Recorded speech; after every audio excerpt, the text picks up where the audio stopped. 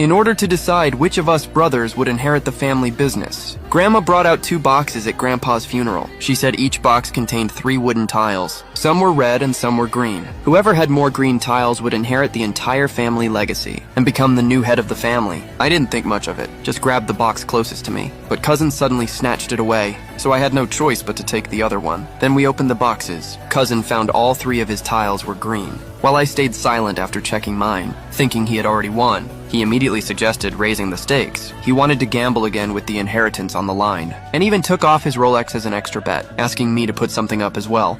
He said if his tiles turned out smaller than mine, the watch would be mine too. But I had to offer something of equal value in return. I angrily scolded him after hearing this. Grandpa hated gambling more than anything. He was going against Grandpa's principles, but Cousin didn't care at all. He claimed this wasn't gambling, just following Grandpa's game rules. He mocked me, saying I had no real ability. I thought it was ridiculous. It was all based on luck. But now he wanted to add financial pressure. The rules were unfair. Yet Cousin said fairness was just the angry excuse of the weak, and sneered that his luxury watch was enough to crush me, furious at his mocking words. I immediately took off my own watch and agreed to his game. Seeing we both accepted the new rule, Grandma added one more condition. She said once the incense burned out, if we hadn't settled the winner, no one would get the inheritance. After that, she declared the game could begin. Unexpectedly, Cousin mocked my watch as cheap junk, said it wasn't worthy of his Rolex. If I couldn't provide a matching bet, I should just hand over the inheritance. Even my wife tried to persuade me to give up, but I looked at her pregnant belly. If I lost today, knowing Cousin's nature, our future would be miserable. Besides, I was confident in winning. So I told my wife to bring out the car keys and place them on the betting plate. Seeing I wouldn't back down, Cousin raised the stakes again, pulling out $1 million in cash. His father turned pale with fear. That was supposed to be project funding, but Cousin didn't care at all. He was sure of his victory. Then he forced a waiver document in front of me, asking me to sign away my inheritance. But my wife suddenly took out our new house key and placed it in front of me. She said she would always believe in me. Even if we lost, we could just start over. Her faith gave me even more confidence. Seeing I had the upper hand, Cousin started panicking. He had nothing left to offer, only the villa in the western suburbs. But when he reached for the key, he realized he didn't bring it, just as he was about to lose. His wife showed up. After seeing his tiles, she calmly placed the villa key on the table and added her Mercedes key. Cousin went back to mocking me, called me poor and hopeless, urged me to give up. But I ignored him, calmly made phone calls to borrow money. Cousin reminded me the incense was already 1/3 burned, and I still hadn't raised enough.